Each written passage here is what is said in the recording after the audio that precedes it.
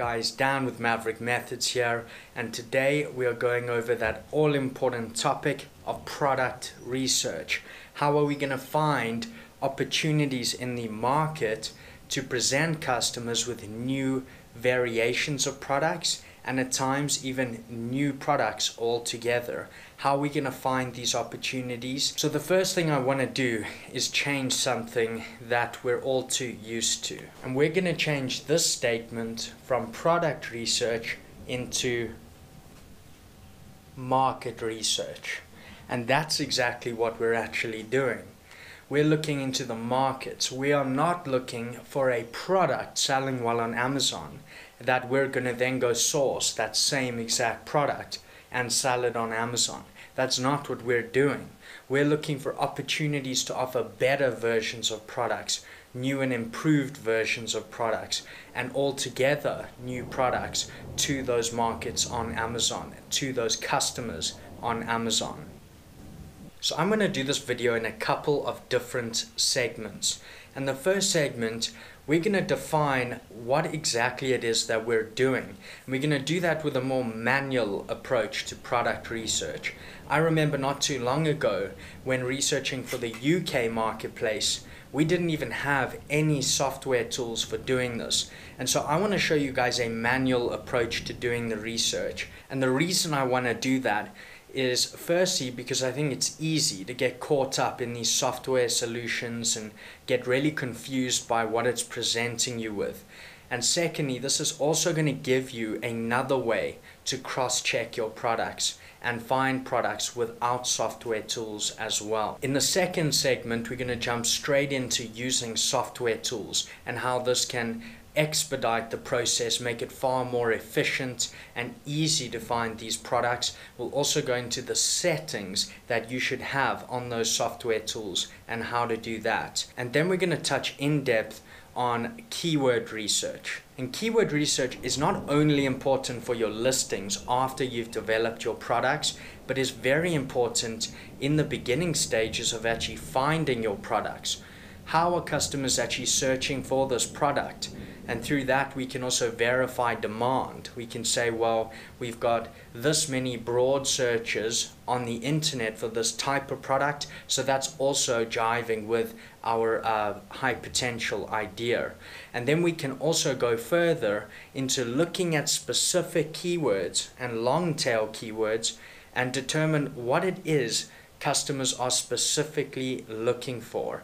And through this, we can start to establish differentiation ideas as well for our products. So that's what we're going to go through today, guys. Let's jump over to the screen and get straight into this. So here we are on screen, guys, and before we get going with all the details and criteria you should be looking for, I just want to reiterate one point again. And that is that we are looking for opportunities in the market. So anytime that we find a high potential product, remember you're not looking to sell that same product. And so this can make some of the areas we look into now a little bit confusing. But remember that we are looking for what is selling well on Amazon now in specific niches, and how we can target the same audiences of those niches with newer products, better versions, and altogether new products that we can now offer to that same audience. We know that audience is buying a lot. We know the niche and the products within the niche are selling well. And now we're going to bring in our new, better offerings to that space. And depending on how similar your offering is to the products in that niche, will determine how important the criteria we look at now are for you. So if your product is exactly the same and you're going to sell the exact same thing as what you see on Amazon, then things like your review counts are very important, and the number of competitors is very important, etc. But when you're selling a new and improved item and a better version of a product, now, because your product is better, you're giving people a much bigger reason to choose your offering over the others. And so things like the number of competitors for that product you first looked at and the number of reviews on those products you first looked at are less important because your product is so different. So I just want to make that clear, is that all we're doing through this research is finding areas and niches on Amazon where products are selling well, and then we're going to come in with our new differentiated offering and tackle that same market. So with that in mind, let's jump straight into this. We're going to run through the manual approach quickly just to give ourselves a good idea of what we're actually doing, and that we can also cross-check ourselves with a more manual method to doing this. So to show you how manual the process actually was at first, was using a piece of paper like this with your criteria written down on it. And I'm going to go through each of these criteria with you now. There are 10 checks that I do when doing product research. 8 of those are preliminary and what we use to find high potential ideas and opportunities that we could go into with the market. We also touch on a 9th while doing that.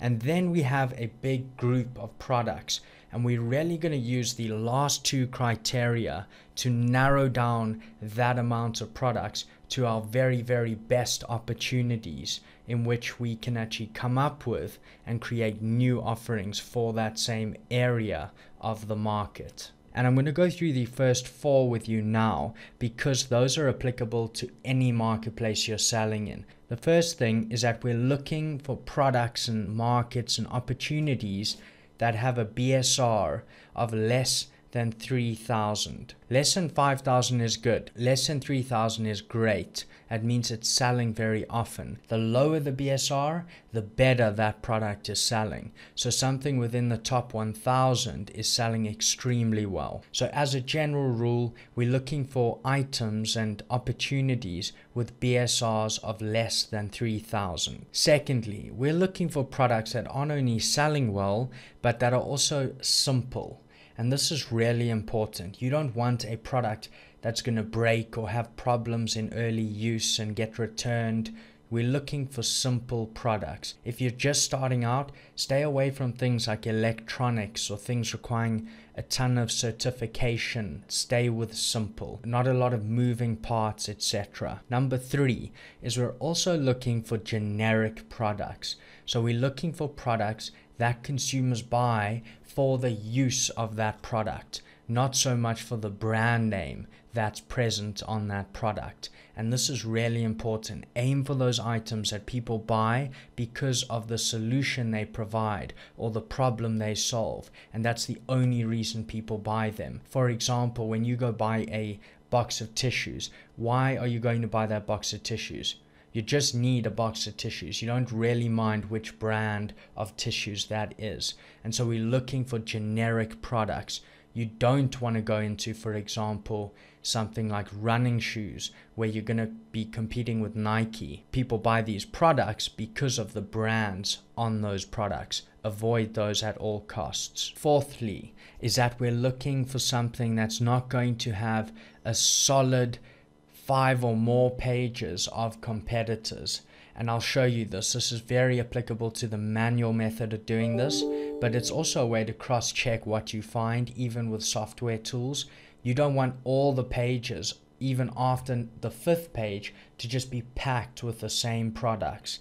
That's going to indicate to you that the competition might be a bit too high. So 5 or less pages of competitors. At page 5 or so, we start to see breakup, and we're going to go into that now as well. And then the next 4 are a little bit different for each marketplace. So I'm going to use the UK as an example for Europe and the US as an example for North America, and I'm going to run through those with you now. The 5th test, and this is all to do with our price points. Remember, we always want to be within an impulse buying range for consumers, a type of product they see and purchase just because they love that niche or that type of product. It needs to be in that impulse convenience range. And so for the UK, we're looking at a price point from about £15 up to £50. So 15 up to 50 in pounds. And then in the US, we're looking at a range from about $20 up to $70. but that is our price floor because we want to be very, very profitable on the product, and going any lower than that can make our profitability more difficult to achieve.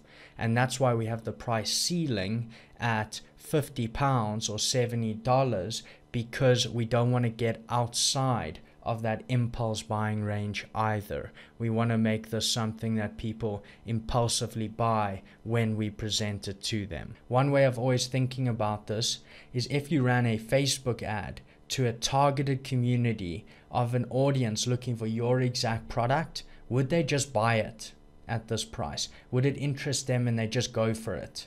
And that's a way to check yourself to make sure you're in the convenience buying area. Number 6, and here we're talking all about reviews and the review counts on competitors' listings, and a bit later on we'll also get into median reviews and what that means. Those can be even more important for your total market you're looking into. But the first thing I really want to say about reviews is that it's based on the premise of selling the exact same product. And that's something that we have to take cognizance of as well. Remember that even if competitors in a similar niche to you have 500, 600, 700 reviews, even 1,000 reviews, how important are those reviews if you're bringing a brand new product to the market, if you're bringing a better product to the market? Then those review counts are far less important. So this one links very much back to how much you're going to differentiate, but we will touch on this as well and what you should be looking for. So even when doing a certain product in a niche, and your product is going to be different, but it is very similar to other products in that area, what kind of social proof should we be competing with? And what review counts should they have? So in the UK, you're looking for competitors with around 300 reviews or less. And remember, you could have 1 or 2 above that, but if the majority are less than that, it's going to give you an opportunity in which to compete. In the US, we're looking for review counts of less than 500. As a general rule as well with this one, I tend to look on the first page of results for the main keyword, and if on that page you see competitors with 50, 60, 70 reviews, then well, this person is on the first page, their product's selling well, and I could effectively get up to that review count in the next couple of months. So it could be a very good position from which to compete. So that's just another test I do. But remember, if you have a very differentiated offering, then even 30, 40 really good reviews are going to give social proof that you have a good product, and the fact that your product is different and better than others on the market is going to be enough for people to choose your offering over others. And number 7. So 7 is on sizing of the product. We're looking for products that are within a certain size. And what we're looking for in the US is about 18 inches by 14 inches by 8 inches. 18 by 14 by 8. That's the size we're looking for. We don't want to go over that because that's actually the large standard size. And you're going to pay about a fulfillment fee, FBA fulfillment fee of about $2.99 for that. Remember, you will also add your referral fee to that, but we don't want to go much above that size range. Then in the UK, for the sizing, we actually have a little bit more leeway. So we're going to be aiming for 18 inches by 14 inches by 10 inches. 18 by 14 by 10. And again, that's important for staying within a profitable and cost-effective size range in the UK. And number 8, we're talking about weight. The weight of the item is also very important. The most efficient category to be in here for the US is, of course, 1 pound or less. And you can go above that, but you need to look into your FBA fees and see if that's going to work for you. No matter what weight range you decide to go into, always work out your net profitability, counting in your FBA fulfillment fees. In the UK, we are looking at again a slightly higher amount, up to perhaps 2.2 pounds, 1 kilogram. And of course that is much more than just £1. So work out your FBA fees and always ensure that you're profitable there. In general with FBA, the lighter the better. Number 9. This is in fact differentiability, or the amount that you can actually differentiate this offering that you're looking at. This is very important to consider as you're going through the process, and you're going to get a ton of feedback on this from customers and their reviews. Some offerings really lend themselves to this and allow you to add value, to solve problems, and problems always need to be fixable problems. Those that are not fixable, that are inherent or part of the nature of the product, those are things we can't fix anyway, so they don't give us an opportunity. But differentiation and differentiability, if you will, is a massive criterion we need to look at, and is something that can help you make your final decision as well. Number 10, net profitability. You want to work out the exact net profit that you can expect per unit of these offerings. And you're going to do it for each product, and so it can take quite a bit of time. Sometimes you may even have to get into contact with suppliers to get, realistic estimates of your net profit. And so this is something we do after the initial stage of finding a nice group of opportunities that we can then narrow down via looking at the differentiation and the net profitability. Net profitability can also really help you avoid being emotional with these opportunities. Through these two last criteria, you can really start narrowing your list down, and it can become far clearer on what you should be focusing on. Use these last two to really identify your highest potential opportunities. So with that criteria in mind, let's get straight into this. So first I'm going to show you a manual approach to doing this, and then we'll get into using software tools as well to expedite the process. But either way, that criteria is vital to your searches. It can also help you set up your settings in your software tools as well. So the first thing for the manual approach is to navigate to the bestsellers list. I have both lists linked to in the description below for US and UK, and from here you can see you have the bestsellers, you also have hot new releases, and you also have movers and shakers, and these can all give you good ideas of things that are up and coming or moving about. For now we will focus on the bestsellers list, and in this list what we're going to do is move down to whatever department we would like to look in. So for this example we will use garden and outdoors. Once you've clicked on garden and outdoors, you will see that it's actually going to bring up the top 100 immediately here for you, and you can also start to niche down from there within garden and outdoors if need be. So we'll start with the top 100 and we're going to go through this list. And so if we look at the first one here, with our criteria in mind, £5 too little, £10 too little.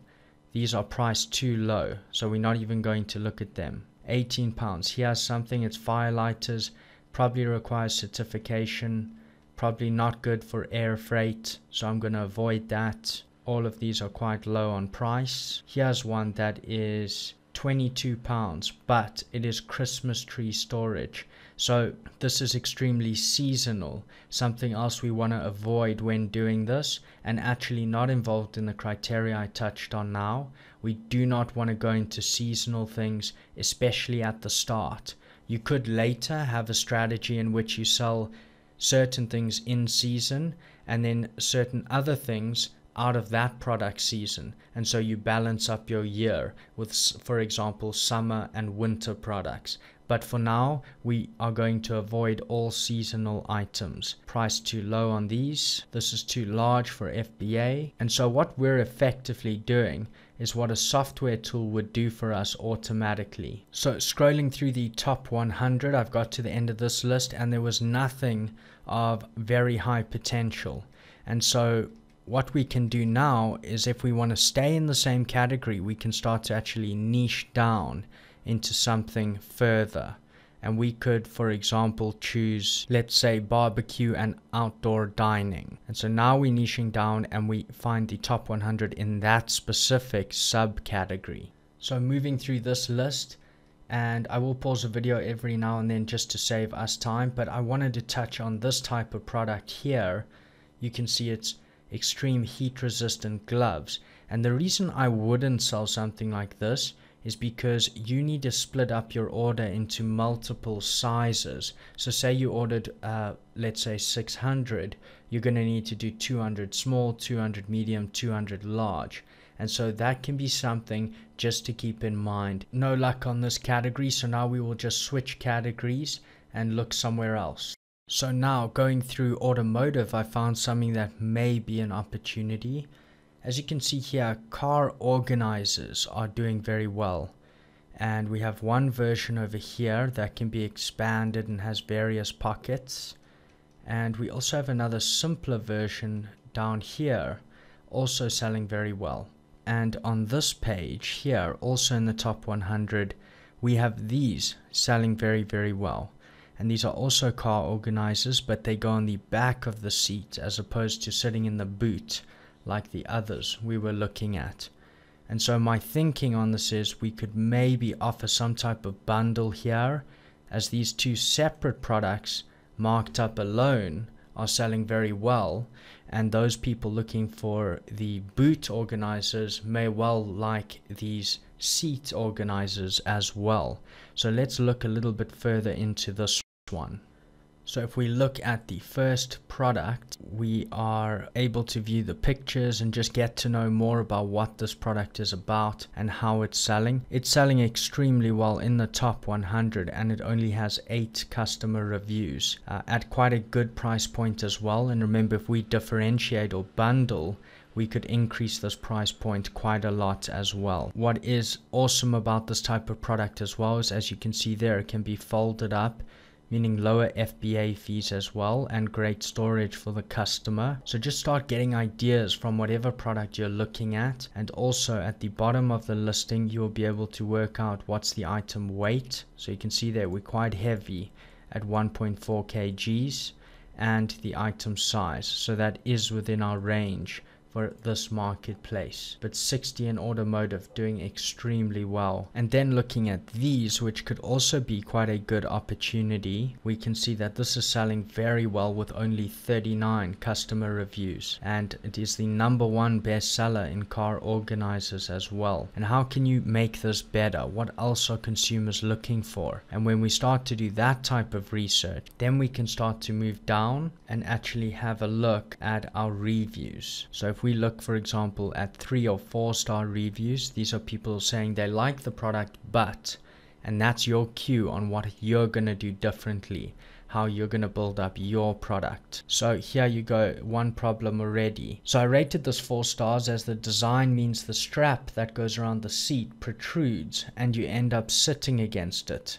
So this is immediately something that we could fix. Perhaps we put the strap somewhere else. And so you're going to build up your product differently off of the more negative reviews and what customers are explaining to you. So what I was thinking is you could do something like this. I mean, another thing I can see immediately from just the images here is that the headphones in fact go around the top of the headrest, and we could perhaps even have an area on which to hang them at the back of the seat, just to keep this more compact in design and make sure that we're designing it for that full functionality. So whatever products you start finding through this type of process, the more manual approach, just make sure that then you're going to vet them all on how much you can differentiate them, and then also your net profitability. And from this point, you're basically going to get in touch with suppliers and then work out a reasonable net profit. What would you, at your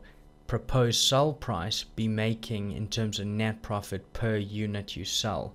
And then you take perhaps your 10 ideas you've come up with and you narrow them all down by how much value you can add, how many problems you can solve, and your net profit per unit. Something else that just came to mind from looking at these products, this one, and then specifically also our boot storage compartments, is why not have a boot storage compartment such as one of these, And then what we do is on the back of the boot seat, the one facing the boot or the trunk of the car, we have a car organizer on the back of that, as well as our storage box in the boot. And so now we have a really good bundle for maximizing storage in your boot.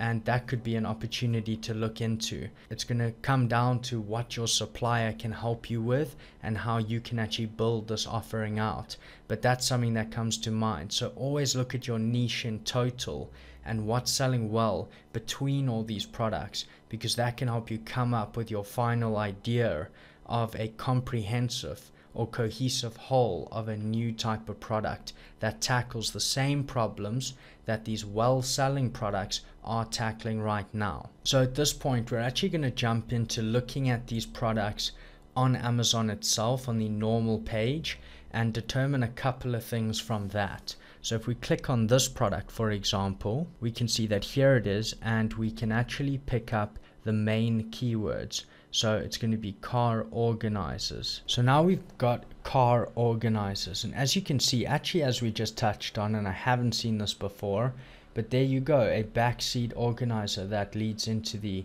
trunk or the boot.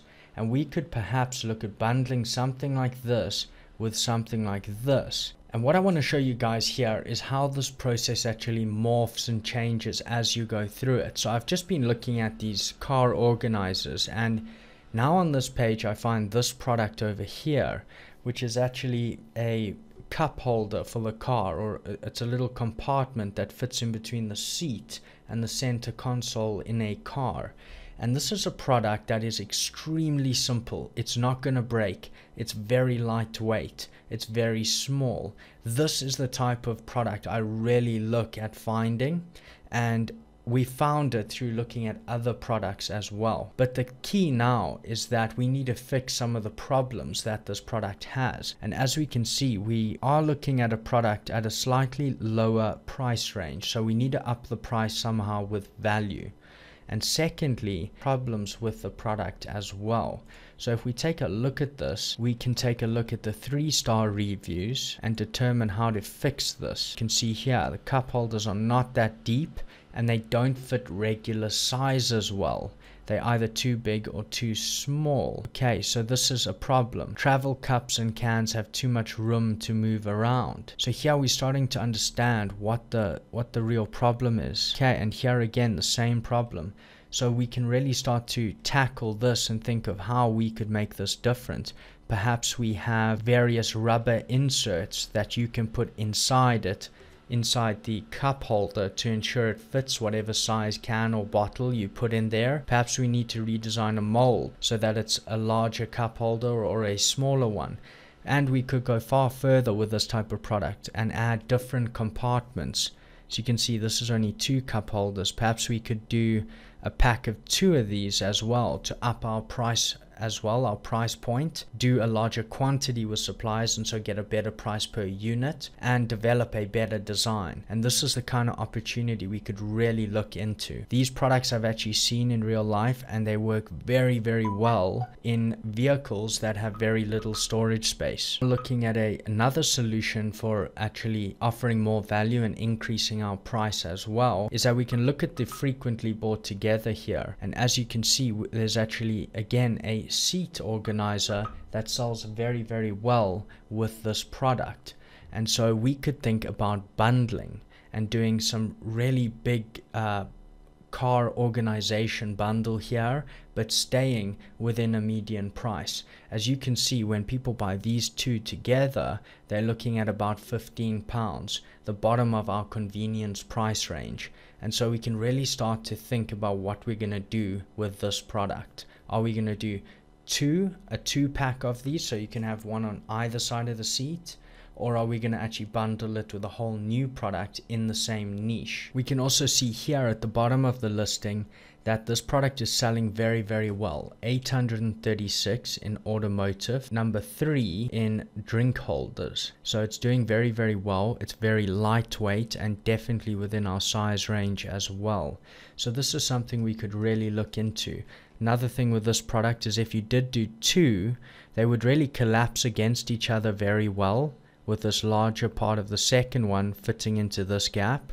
And so we could create a nice bundle that could go very well to the warehouse and fit us into the smaller FBA fee. So now what we're going to do, that we've actually found a different offering than what we started with, is we're going to move more into this. We know it's high potential, but we want the main keyword for this product and to see how many competitors there are and what we're dealing with. We're going to take the main keyword, so we'll try seat side organizer and see what we come up when we put that in here. Make sure you go all departments and we'll put that in. And yes, so most of the competitors have this in them. So looking at the front page for our main keyword of the product, we can see how many competitors there are. So now that we're on this front page, you can see all of our competitors here, really low review counts on this product. And 2-pack's actually selling well, but there are problems with these as well. There's also all of these leather type versions of the product as well. This one is at a better price point for us with only 1 review. So already my thinking on this type of product, if we determine it's still high potential, would be to do 1 drink holder type of unit like this with 1 general holder like this for any type of items you might put in there. And so that's what I would do. One side of the seat be for any type of items, and the other be specifically for drink holding, etc. So if we look through here, we're now looking at how many competitors we have. I mean, look at this product as well. There are so many opportunities and things to look into. So we have a lot of breakup here and different products coming in that are not exactly what we're doing. So by page 5, I can tell you now, this is really going to have broken up. This is really nice to see, because if we do it leather, we could do a leather cup holder and then a leather normal unit like this. So we move to page 2 and we're still seeing a lot of breakup. So the main thing we're checking now that we do this is that we don't have a solid 5-page of those side seat organizers. That's what we're trying to avoid. And already we can see we've just got massive breakup, and so it's not too competitive in this manual sense of looking at it, if you aren't using software tools or if you want a way to double check yourself. So we can definitely go back to page 1. It is not oversaturated. So here is a pack of 2, which is the normal organizers, not drink holders, and we can see a very high price. Someone still did go with this though, and we've got a bad 1-star review. So it does not work with all cars. That's the problem here. So we need to make sure that this is universal. And then just look at another offering and let's see what the issue is with this type. We go to the 3 stars. Okay, so this is very important. It could have a different material inside to avoid objects sliding around inside and creating difficulty when trying to retrieve them. 2, it should have a kind of Velcro to attach firmly between the seats and the central console. So that's something we could look into, a way of attaching it more firmly. So as you can see, this is giving you really, really valuable insight. And here again, so these ones seem to be collapsible. And here this customer says the gap between my seats are too tight to get full use of these, but I can use it a little bit. So perhaps we do want to go with a firm type of product when doing this that gives the space above, regardless of the gap between the seat and the console. So we're getting some really good ideas about this market and what we could perhaps offer in this area. As you can see here, now there is this Velcro tape here as well. So people really take cognizance of these reviewers and what they have to say, and this could be something we could definitely apply. One thing that's really important to do while you do all of this, as you can tell, there's a lot of information coming at you, so make sure that you have, for example, an Excel spreadsheet or some type of document where you can gather in your information about each competitor and what the negative reviews were, and note how many times those negative comments were mentioned. This is going to build up a nice little bundle of information that then you can go back to and decide on what problems you fix and where you actually add value. So something I would be looking at here if I was doing a bundle in this area based on what we've looked at already is I would either go with a leather feel to this bundle with a product like this on the side, really simple organizer for any type of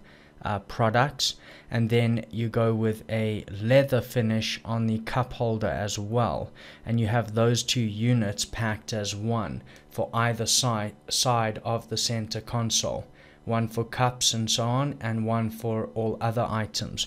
Or you go with that really plain look and you go with one like this, the cup holder for one side of the seat, and something like this on the other end of the seat.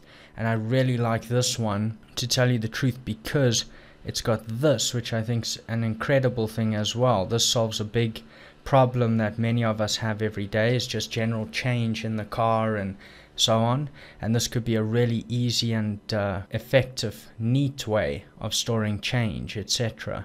So something like this on one side of the seat and then something like this on the other could be a really good bundle that you could offer. Someone looking for organization would look for both of these solutions, and we have the opportunity to probably do this with the same supplier, which is going to be great for us, ordering more and getting better cost per unit. We'll easily be able to bundle the two items because their general design actually lends themselves towards being put together. The wide side down here collapsing into the narrow side on the first one, if that makes sense. And then we also have the opportunity to perhaps do this first, so be the first one to actually offer the solution in the market, and that's something that can really stand you in good stead as you move forward. The reviews are extremely low in this area of the market as well. There's definitely demand with people under 1000 BSR in terms of automotive, and we can jump our price point as well by offering that cohesive whole of a product. Whenever doing bundling or this type of thing, always make sure that both of your products are uniformly branded with your brand name as well. What we do need to do is fix the problems. Remember, there's no point in bundling the items if we're not fixing the real problems customers are talking about. So the first thing is that we really need to fix the size of the cups and make sure we have a way around that, whether that's with rubber inserts or a new mold. We need to fix that problem. And the second thing is we need to make sure that these are universal for all vehicles, and we need to make sure that we have an effective way of securing these little compartments on either side of the center console. So this manual method is just really to show you guys a bit of the groundwork and what it is we're doing from a bird's eye view. It's also to just reiterate that it's so important to look on Amazon and gain a whole lot of information from your actual marketplace. So I've decided to split the content into two parts. We just did the manual approach now, and the second episode, which I'll release shortly, is going to be all on using software for your product research. And we're going to touch on how to set up those tools, how to use those tools, and how to really expedite this process. I hope you guys found value in this episode, and I will see you in the next one.